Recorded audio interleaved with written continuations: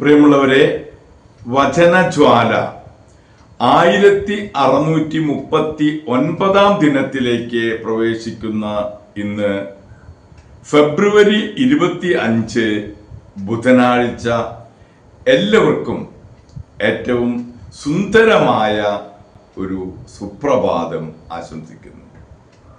ഇന്നത്തെ വചനവായനയിൽ ജെറമിയായുടെ പുസ്തകം 17-ാം അധ്യായം 17 മുതൽ 27 വരെയുള്ള തിരുവാക്യങ്ങളാണ് നാം ശ്രവിക്കുക. അങ്ങ് എനിക്ക് ഭയകാരണമാകരുതേ, തിന്മയുടെ ദിനത്തിൽ അങ്ങാണ് എൻ്റെ സങ്കേതം. എന്നെ പീഡിപ്പിക്കുന്നവർ ലജ്ജിതരാകട്ടെ, ഞാൻ ലജ്ജിതനാകാതിരിക്കട്ടെ. അവർ സംഭ്രമിക്കട്ടെ, ഞാൻ സംഭ്രമിക്കാതിരിക്കട്ടെ. അവരുടെ മേൽ തിന്മയുടെ ദിവസം വരുത്തേണമേ, അവരെ വീണ്ടും നശിപ്പിക്കണമേ. സാപത്താചരണം. കർത്താവ് എന്നോട് അരുളി ചെയ്തു, യൂദാ രാജാക്കന്മാർ കയറുകയും ഇറങ്ങുകയും ചെയ്യുന്ന ബെഞ്ചമിൻ കവാടത്തിലും ജെറൂസലേമിന്റെ സകല കവാടങ്ങളിലും ചെന്ന് പറയുക, യൂദാ രാജാക്കന്മാരെ, യൂദായിലെ ജനങ്ങളെ, ജെറൂസലേം നിവാസികളെ, ഈ കവാടങ്ങളിലൂടെ പ്രവേശിക്കുന്ന നിങ്ങൾ കർത്താവിന്റെ വാക്കു കേൾക്കുവിൻ. കർത്താവ് അരുളി ചെയ്യുന്നു, ജീവൻ വേണമെങ്കിൽ സൂക്ഷിച്ചുകൊള്ളുവിൻ. സാബത്തു ദിനത്തിൽ നിങ്ങൾ ഭാരം വഹിക്കുകയോ ജെറൂസലേം കവാടങ്ങളിലൂടെ അത് കൊണ്ടുവരികയോ ചെയ്യരുത്. സാബത്തിൽ നിന്റെ വീട്ടിൽ നിന്ന് പുറത്തേക്ക് ചുമട് കൊണ്ടുപോകരുത്, ജോലി ചെയ്യുകയുമരുത്. ഞാൻ കൽപ്പിച്ചതുപോലെ സാബത്ത് ദിവസം ശുദ്ധമായി ആചരിക്കുവിൻ. എന്നാൽ അവർ ശ്രദ്ധിക്കുകയോ ശ്രവിക്കുക പോലുമോ ചെയ്തില്ല. നിർദ്ദേശങ്ങൾ ശ്രവിക്കുകയും സ്വീകരിക്കുകയും ചെയ്യാതെ അവർ തങ്ങളുടെ ദുർവാശിയിൽ ഉറച്ചു നിന്നു. കർത്താവ് അരുളി ചെയ്യുന്നു, നിങ്ങൾ എന്നെ അനുസരിക്കുകയും സാബത്ത് ദിവസത്തിൽ ഈ നഗരത്തിലെ കവാടങ്ങളിലൂടെ ചുമട് കൊണ്ടുവരാതിരിക്കുകയും ജോലിയൊന്നും ചെയ്യാതെ സാബത്ത് ശുദ്ധമായി ആദരിക്കുകയും ചെയ്താൽ ദാവീദിന്റെ സിംഹാസനത്തിലിരിക്കുന്ന രാജാക്കന്മാർ രഥങ്ങളിലും കുതിരപ്പുറത്തും സവാരി ചെയ്ത് ഈ നഗര കവാടങ്ങളിലൂടെ അകത്ത് പ്രവേശിക്കും. അവരോടൊപ്പം അവരുടെ പ്രഭുക്കന്മാരും യൂദയായിലെ ജനങ്ങളും ജെറൂസലേം നിവാസികളും. അങ്ങനെ നഗരം എന്നും ജനനിബിഡമായിരിക്കും. യൂദയായിലെ നഗരങ്ങളിൽ നിന്നും ജെറൂസലേമിന്റെ പ്രാന്തപ്രദേശങ്ങളിൽ നിന്നും ബെഞ്ചമിൻ ദേശത്തു നിന്നും സമതലങ്ങൾ, മലമ്പ്രദേശങ്ങൾ, നെഗബ് എന്നിവിടങ്ങളിൽ നിന്നും ആളുകൾ വരും. അവർ കർത്താവിന്റെ ഭവനത്തിലേക്ക് ദഹനബലികളും കാഴ്ചകളും ധാന്യബലികളും സുഗന്ധദ്രവ്യങ്ങളും കൃതജ്ഞതാ ബലികളും കൊണ്ടുവരും. എന്നാൽ നിങ്ങൾ എന്നെ അനുസരിച്ച് സാബത്ത് ശുദ്ധമായി ആചരിക്കാതിരിക്കുകയും സാബത്തിൽ ചുമടുമായി ജെറൂസലേമിന്റെ കവാടങ്ങളിലൂടെ പ്രവേശിക്കുകയും ചെയ്താൽ ഞാൻ അതിന്റെ കവാടങ്ങളിൽ തീ കൊളുത്തും. അത് ജെറൂസലേമിലെ കൊട്ടാരങ്ങളെ വിഴുങ്ങും. ആരും അത് കെടുത്തുകയില്ല. ദൈവത്തിന്റെ തിരുവചനമാണ് നാം ശ്രവിച്ചത്. പ്രിയമുള്ളവരെ, നമ്മൾ ഇന്ന് ആഗോള കത്തോലിക്ക സഭയിൽ വാഴ്ത്തപ്പെട്ട രക്തസാക്ഷിയായ സിസ്റ്റർ റാണി മരിയായെ അനുസ്മരിക്കുന്ന പൊൻസുദിനം.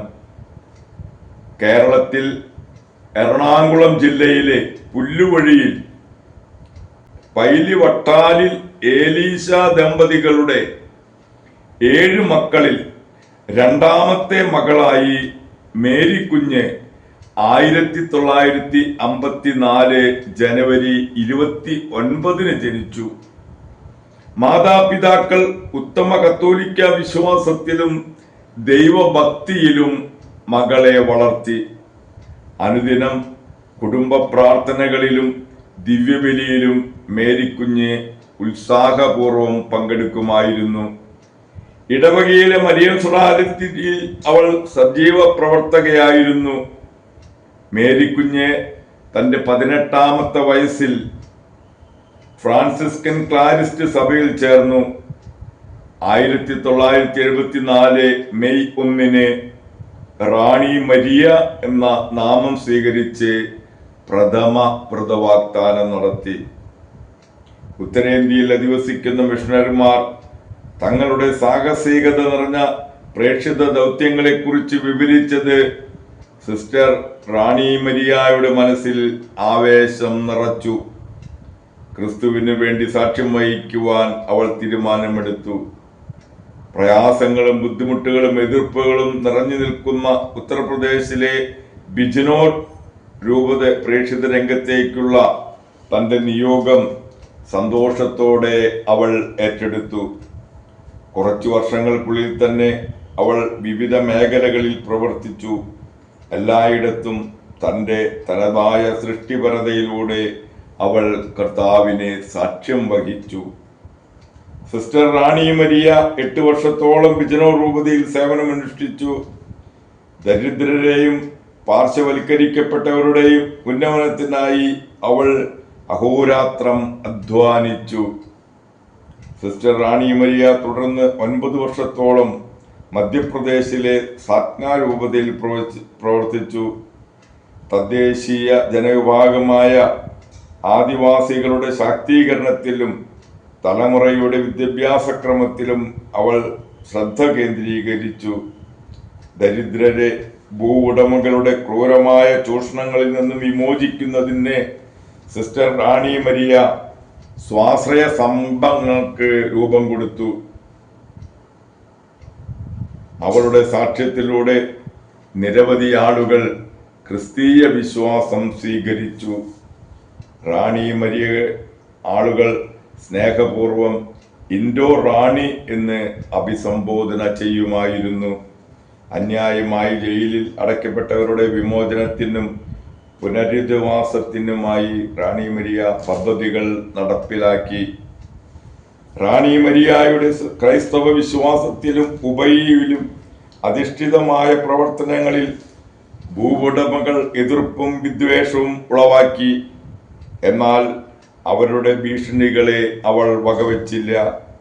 ക്രിസ്തുവിനെ പരമേൽപ്പിച്ച ദരിദ്രരെ പുനരുദ്ധരിക്കാനുള്ള ദൗത്യം അവൾ തുടർന്നു. സ്ഥാപിത താൽപര്യക്കാരായ ഭൂവുടമകളും എതിരാളികളും ചേർന്ന് അവളെ വധിക്കുന്നതിന് തീരുമാനിച്ചു. 1995 ഫെബ്രുവരി 25 ഇൻഡോറിലേക്ക് ഒരു ബസ്സിൽ യാത്ര ചെയ്യവേ സഹയാത്രികരുടെ മുൻപിൽ വെച്ച് അവളുടെ ശത്രുക്കളായ ഭൂ ഉടമകളാൽ പ്രേരിതനായി സാമൂന്ദർ സിംഗ് റാണി മരിയായെ മൃഗീയമായി കുത്തിക്കൊലപ്പെടുത്തുകയാണ് ഉണ്ടായത്. തൻ്റെ ദൈവവിളിയിലൂടെ തീഷ്ണതയാൽ നന്മ നിറഞ്ഞ മറിയമേ ഹൃദയം കാത്തു സൂക്ഷിച്ചുകൊണ്ട് അവൾ ദിവ്യനാഥന്റെ സന്നിധിയിലേക്ക് യാത്രയായി. എന്നാൽ അവിടെ അവസാനിച്ചില്ല കാര്യങ്ങൾ. ക്രൈസ്തവ ഉപവി ജീവിച്ച് യാഗമായി തീർന്ന ഈ സന്യാസ സഹോദരിയുടെ ഖബറിടത്തിലുള്ള പ്രാർത്ഥനയും മധ്യസ്ഥവും അനേകർക്ക് അത്ഭുതങ്ങളുടെ അനുഭവമായി. യഥാർത്ഥ അത്ഭുതം നടന്നത് സ്വാമി സദാനന്ദയുടെ ആത്മീയ ഉപദേശങ്ങളുടെ ഫലമായി റാണി മരിയ ഘാതകനായ സാമൂന്ദർ സിംഗിനെ മാനസാന്തരപ്പെടുത്തിയപ്പോഴാണ് റാണി മരിയയുടെ മാതാപിതാക്കളും കുടുംബാംഗങ്ങളും സാമൂന്ദർ സിംഗിനോട് ക്ഷമിക്കുകയും അവരുടെ കുടുംബത്തിലെ ഒരു അംഗത്തെ പോലെ സ്വീകരിക്കുകയും ചെയ്തു. കാരുണ്യ വർഷത്തിന്റെ സമാപനത്തിൽ ഫ്രാൻസിസ് മാർപ്പാപ്പ സിസ്റ്റർ റാണി മരിയയുടെ രക്തസാക്ഷിത്വം അംഗീകരിക്കുകയും വാഴ്ത്തപ്പെട്ടവളായി പ്രഖ്യാപിക്കുന്നതിന് തീരുമാനിക്കുകയും ചെയ്തു. 2017 നവംബർ 4 ഇൻഡോറിൽ വെച്ച് വിശുദ്ധരുടെ നാമകരണത്തിന് വേണ്ടിയുള്ള തിരുസംഘത്തിന്റെ അധ്യക്ഷൻ കർദിനാൾ ആഞ്ചലോ അമാത്തെ സിസ്റ്റർ റാണി മരിയയെ വാഴ്ത്തപ്പെട്ടവളായി പ്രഖ്യാപിച്ചു. പ്രിയമുള്ളവരെ, ഇന്നു തന്നെയാണ് കോൺസ്റ്റാന്റിനോപ്പിളിലെ വിശുദ്ധ തരാസിയൂസിനെയും അനുസ്മരിക്കുന്നത്. വിശുദ്ധ തരാസിയൂസിൻ്റെയും വാഴ്ത്തപ്പെട്ട സിസ്റ്റർ റാണി മരിയയുടെയും മധ്യസ്ഥം യാചിച്ച് ഇന്നത്തെ ഈ നല്ല ദിവസത്തിലേക്ക് നമുക്ക് പ്രവേശിക്കാം. എല്ലാവർക്കും നല്ല ഒരു സുപ്രഭാതം ആശംസിക്കുന്നു. ദൈവം നമ്മെ ഓരോരുത്തരെയും സമൃദ്ധമായി അനുഗ്രഹിക്കട്ടെ.